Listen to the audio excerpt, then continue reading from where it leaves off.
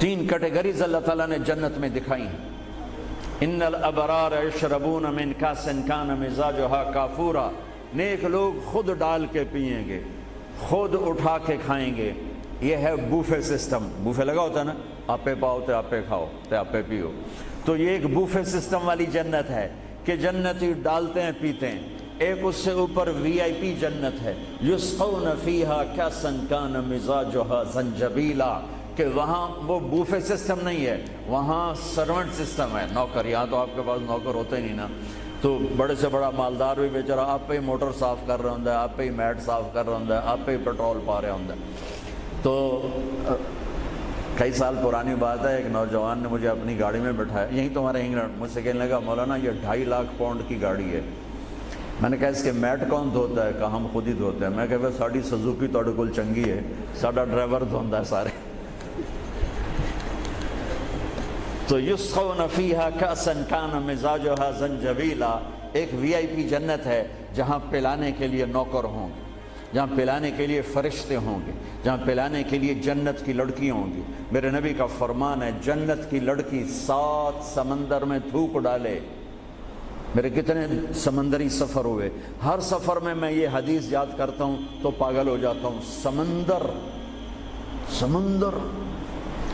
100 سمندر میں جنت کی لڑکی تھوک ڈال دے تو میرے نبی کا فرمان ہے سارے سمندر کا پانی شہد سے زیادہ میٹھا ہو جائے گا۔ لکان ماؤہ احلی من العسل، وہ کیا چیز ہے؟ سورج کو انگلی کے فنگر ٹپ دکھا دے تو سورج اللہ کی قسم نظر نہیں آئے گا، جیسے سورج کے سامنے ستارے غائب ہو جاتے ہیں، چہرہ نہیں، صرف فنگر ٹپ کے سامنے سورج غائب ہو جائے گا تو اس کا چہرہ کیسا ہوگا، اس کا ہاتھ کیسا ہوگا؟ بِأَيِّ بَنَانٍ تُعَاطِيهِ، میرے نبی کا فرمان، کن ہاتھوں سے تمہیں پیش کرے گی جام کہ اس کی انگلی کا ایک فنگر ٹپ سورج کو دکھا دو، سورج نظر نہ آئے، وہ پیش کرے گی۔ اور اس کے جسم پہ 100 جوڑے ہوتے ہیں، ایک جوڑا نہیں ہوتا، 100، اور ہر جوڑا دوسرے جوڑے میں نظر آتا ہے، اور اس کے جوڑوں کے اس کا جو فراق ہوتا ہے، اس کا جو لہنگا ہوتا ہے، وہ 3 میل کے دائرے میں گھوم رہا ہوتا ہے، 3 میل کے دائرے میں۔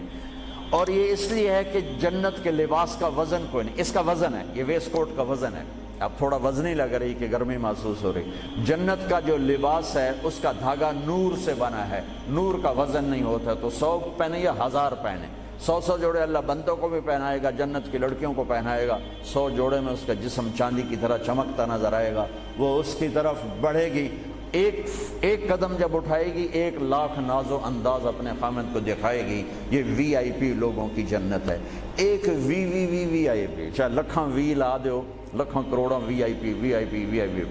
وہ ایک سب سے بڑی جنت ہے جس میں سارے غریب لوگ ہوں گے، مالدار بھی ہوں گے بس تھوڑے، غریب زیادہ ہوں گے، ریڑھی والے، تانگے والے، رکشے والے، ٹھیلے والے، وہ سب سے وی آئی پی جنت میں ہوں گے کہ وہاں جو پلانے والا ہوگا، نہ حور، نہ خادم، نہ فرشتے، نہ بیگم، نہ بیوی، نہ نوکر، وہاں پلانے والا اللہ خود ہوگا۔ وَسَقَاهُمْ رَبُّهُمْ شَرَابًا طَهُورًا، وہاں پلانے والا خود میرا رب ہوگا، میرا اللہ ہوگا، میرا اللہ ہوگا۔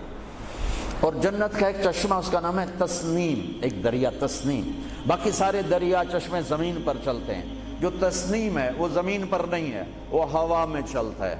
تسنیم کہتے ہیں سنام ہوتی اونٹ کی کوہان، ایسے تو وہ پانی یوں چلتا ہے، یوں چلتا ہے، یوں چلتا ہے، اور ہوا میں چلتا ہے، ہوا میں نہ ادھر گرتا ہے نہ ادھر گرتا ہے۔ سبحان اللہ، پتہ نہیں کیا چیز اللہ نے بنائی۔ جب وہ چاہے گا، تسنیم سب سے اعلیٰ درجے کی شراب ہے جنت کی، سب سے اعلیٰ درجے کی شراب تسنیم ہے، جو اللہ جنت الفردوس والوں کو خالص پلائے گا، نیچے والوں کو ہمیں تھوڑا جا قطرے 2 قطرے ڈال کے دے گا۔ وہ ہوا میں اڑتا ہوا چشمہ ہے، اور ایسا حسین ہے، ایسا وہ دل فریب ہے کہ اس کو بیٹھ کر دیکھنا چاہے گا تو ہزاروں سال دیکھنے میں مست ہو جائے گا، پینا اس کے بعد کی چیز ہے۔ تو میرا رب وہاں خود پلانے والا ہے، میرا رب، میرے نبی پاک صلی اللہ تعالی علیہ وسلم ایک خوبصورت زندگی لے کر آئے، اور جنت کی چابی اس کے ساتھ لے کر آئے کہ اگر دنیا اور آخرت کو جنت بنانا ہے تو میرے نبی کے طریقے پر آ جاؤ۔ پاسپورٹ بن گیا، ویزا لگوا لو، ویزا محمدی سٹیمپ کرواؤ اور سیدھے مرتے ہی جنت میں چلے جاؤ، یہاں بھی مزے وہاں بھی مزے۔ میرے نبی کی زندگی ایک خوبصورت نمونہ ہے. ایک حدیث سنا کے میں بات ختم کرتا ہوں. ایک حدیث آپ آج مجھ سے لے لیں, ساری زندگی خوبصورت ہو جائے گی. صرف ایک حدیث سناؤں گا, ایک, اور پوری زندگی میں رنگ بھر جائے گا, پوری زندگی میں رنگ بھر جائے گا. صرف ایک حدیث. میرے نبی نے فرمایا اربع اذا كانت فيك لا يضرك ما فاتك من الدنيا اربع من كن فيه ما ضره ما فاته من الدنيا. میرے نبی نے فرمایا 4 باتیں مجھ سے لے لو. چلی نہیں 4 سوکھا کام ہے. فرمایا میرے نبی نے صرف 4 گلاں میرے کو لے لو تو موجاں کرو ویملے وچ بھی تے جنت وچ. صرف 400 نہیں, 4000 نہیں, 50 نہیں, 100 نہیں, 10 نہیں, 4. کہا میری امت 4 باتیں مجھ سے لے لو, موج کرو, جہاں مرضی رہو موج کرو, موج ہی موج. کہا یا رسول اللہ ارشاد فرمائیں. آپ نے فرمایا صدق حدیث, ہمیشہ سچ بولنا, جھوٹ نہ بولنا. ساڑھے تو پہلے تے کلی اڑ گئی نا, وکٹ ہو گئی, کیچ آؤٹ نہیں, وکٹ. میرے نبی نے فرمایا صدق حدیث, سچ بولنا, جھوٹ نہ بولنا. حفظ و امانت, کبھی کسی کو دھوکہ نہ دینا, کبھی کسی کے ساتھ 2 نمبری نہ کرنا, ہمیشہ دیانتداری کے ساتھ چلنا, ہمیشہ دیانتداری کے ساتھ چلنا, کسی کو دھوکہ نہ دینا, کسی کے ساتھ فراڈ نہ کرنا. میرے نبی نے فرمایا ایک اور حدیث ساتھ جو یہ دو صفتوں کی وضاحت کے لیے, صدق اور امانت, سچائی اور امانت داری. آپ سب ماشاءاللہ جانتے ہیں کہ ہمارے نبی کو کافروں نے جو ٹائٹل دیا وہ صادق اور امین کا دیا. اگر آپ مجھ سے سوال کریں اسلام کو 2 لفظوں میں سمجھاؤ تو میرے پاس جو 2 لفظ ہیں وہ علماء نے بتائے ہیں, سچائی اور امانت داری, دیانتداری. آپ مجھ سے پوچھو سارے کفر کو 2 لفظوں میں بتاؤ, سارے کفر کو 2 لفظوں میں, تو میرے پاس 2 لفظ ہیں جو علماء نے بتائے ہیں, جھوٹ اور فراڈ, جھوٹ اور دھوکے بازی. جھوٹ اور دھوکے بازی ساری دنیا کا کفر اس میں جمع ہے, اور سچائی اور امانت داری ساری دنیا کا اسلام اس میں جمع ہے. میرے نبی نے فرمایا میرا امتی ہر گناہ کر سکتا ہے, 2 کبھی نہیں کرے گا, 2 کبھی نہیں کرے گا. ایک جھوٹ کبھی نہیں بولے گا, ایک دھوکہ کبھی نہیں دے گا. لیکن میں درد سے کہتا ہوں مسلمان نام ہی جھوٹے کا پڑھ کے, اور فراڈیائی مسلمان ہے, اور جھوٹائی مسلمان. جو غیر مسلم ہے اسے جھوٹ سے نفرت ہے. ہم کلمہ پڑھنے والے رج کے ٹکا کے جھوٹ بولتے ہیں, ٹکا کے دھوکہ دیتے ہیں. جسے موت ہے ہی نہیں, یا موت کے بعد کوئی پوچھنے والا نہیں ہے.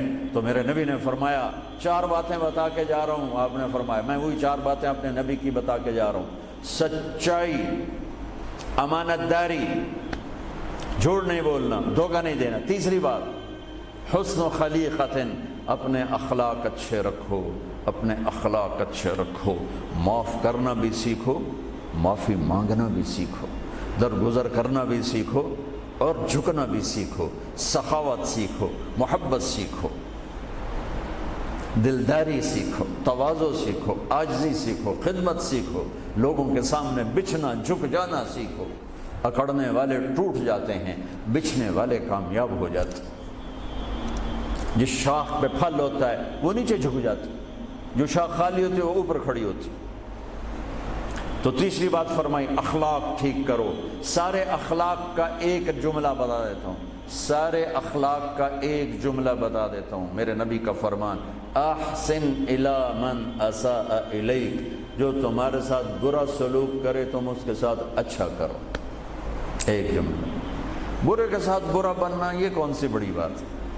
جو تمہیں پوچھتا نہیں اس سے پوچھو, جو تمہیں دیتا نہیں اس سے دو, جو تمہیں بد دعا دیتا ہے اس سے دعا دو, جو تمہاری غیبت کرتا ہے تم اس کو دعا دو, جو تمہاری برائی کرے تم اس کی تعریف کرو.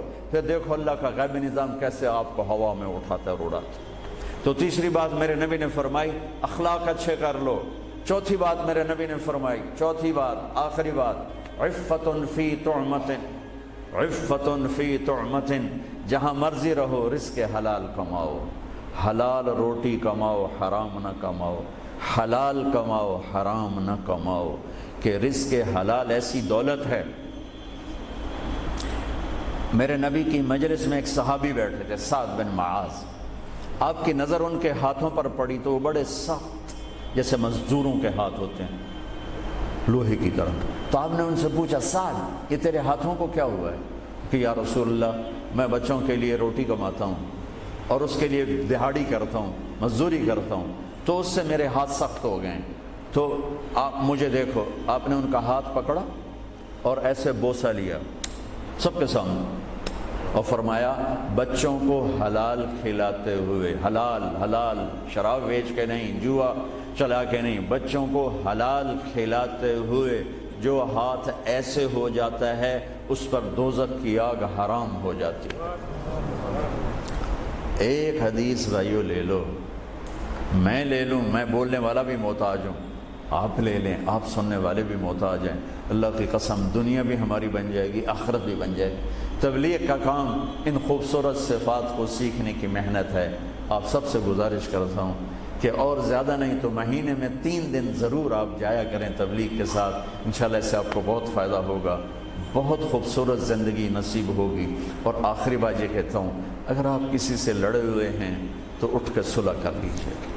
اچھے 4 باتوں میں ایک بات ہے اچھے اخلاق، اور اچھے اخلاق والا کسی سے لڑ کے بیٹھ نہیں جاتا، اس سے راضی ہو جاتا ہے، اس کو راضی کر لیتا ہے۔ اگر آپ جہاں انسان رہتے ہیں وہاں جھگڑے بھی ہوتے ہیں، کسی سے آپ ناراض ہیں تو معافی مانگ لینا، معاف کر دینا، تو اللہ آپ کے پچھلے سارے گناہ معاف کر دے۔ اور میاں بیوی آپس میں لڑے ہوئے ہوں اور وہ آپس میں صلح کر لیں تو یہ صلح اللہ کو اتنی پسند ہے کہ اللہ دونوں میاں بیوی کے پچھلی زندگی کے سارے گناہ معاف کر دیتے۔ تو بھائیو محبت سے رہو، پیار سے رہو، اپنے نبی کی زندگی کو سیکھتے سیکھتے چلو، انشاءاللہ دنیا بھی ہماری ہے، آخرت بھی ہماری ہے۔ السلام علیکم۔